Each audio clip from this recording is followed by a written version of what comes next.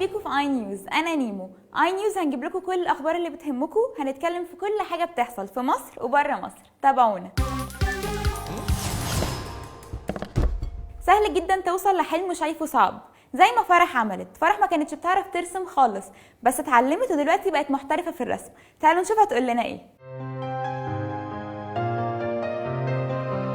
أنا فرح أحمد، عندي 15 سنة. أنا بدأت الرسم من سنة و5 شهور. هو الموضوع ما كانش في دماغي قوي، كنت في الأجازة وكنت فاضية، سمعت عن كورس رسم فقلت أروح أجرب، فبدأت الموضوع عجبني قوي. بعد كده بقيت برسم أي رسمة، يعني بحس إن هي بتعبر عني، فتعلقت بالرسم جدا. بحس ان الفحم بيبقى فيه روح اكتر عن الرصاص والقلم الجاف او الالوان. يعني حسيت ان انا فعلا ممكن اعتبر واحده بترسم بعد 8 شهور مثلا، بعد ما بدات ادخل بقى في حاجات صعبه فعلا، حاجات ليها تفاصيل، ليها رياكشنز، واعرف اطلع الرسمه بتعبر عن ايه. بحاول على قد ما اقدر انظم الجدول ما بين المذاكره وما بين الرسم، علشان في نفس الوقت احس ان انا مش مقصره في حاجه منهم.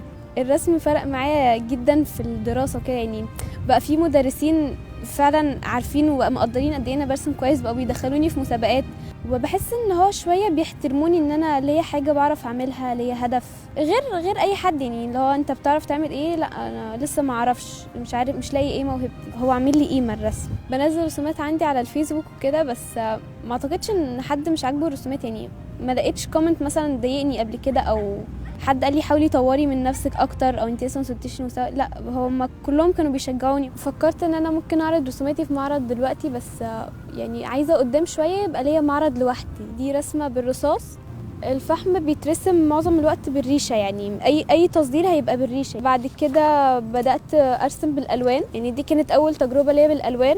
حاسه مفيش حد مش هيعرف يرسم، بس هو يعمل اللي عليه وما ييأسش. في الدراسه بقعد مثلا 5 ساعات 6 ساعات بالكتير قوي ارسم، وده بيحفزني ان انا اذاكر اكتر، او ان انا اذاكر كويس علشان عايزه اخلص، علشان ارسم. في ناس كتيره بتوقف اي حاجه هي بتعملها في الدراسه علشان خاطر المذاكره. لا، انا حاسه ان انا لو وقفت انا هنزل في مستواي الدراسي. اي حاجه بالوقت والتدريب هتيجي، وان انت مصر ان انت تعملها فعلا، انت حطيت في دماغك ان انت هتعملها، يبقى هتعرف مهما اخدت وقت او اخدت مجهود.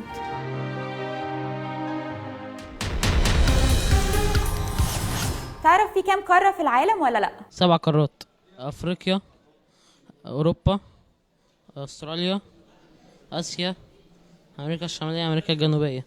قارات العالم: اوروبا، افريقيا،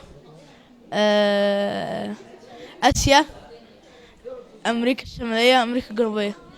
في 7: اوروبا واسيا وامريكا الشماليه وامريكا الجنوبيه واستراليا وافريقيا، واللي هي انتاركتيكا، ولا اسمها دي انتاركتيكا حاجه كده، يعني اللي هي القطب الجنوبي.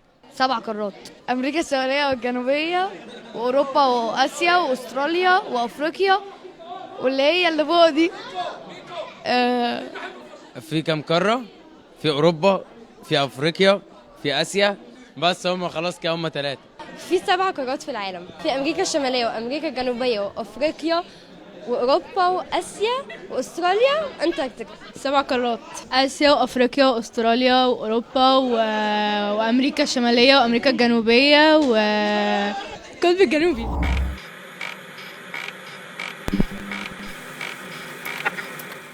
دايما بنسمع كلمه ليبراليه، بس مش كتير مننا عارف يعني ايه. الكلمه دي معناها ان انت حر في افكارك وتصرفاتك. تعالوا نشوف لما سالنا الناس قالوا لنا ايه. ليبرالي يعني بني ادم فري بلا حدود واوبن مايندد. ريبلاري لا ما اعرف دي ايه، دي جنسيه. ليبراري مش عارف. ليبرالي لا، حاجه برضو سياسه كده مش فاهمها. ليبرالي هو يا حد كاره الاديان يا عايز يبقى فيه ديانه واحده، حاجه من الاثنين يعني. ليبرالي واحد ليبرالي هو بلده ليبراليه. ليبرالي سياسه، يمكن ليبرالي يعني سياسه، حاجه في السياسه او كده. ليبرالي جاي من ليبرتي، وليبرتي يعني متفتح كده.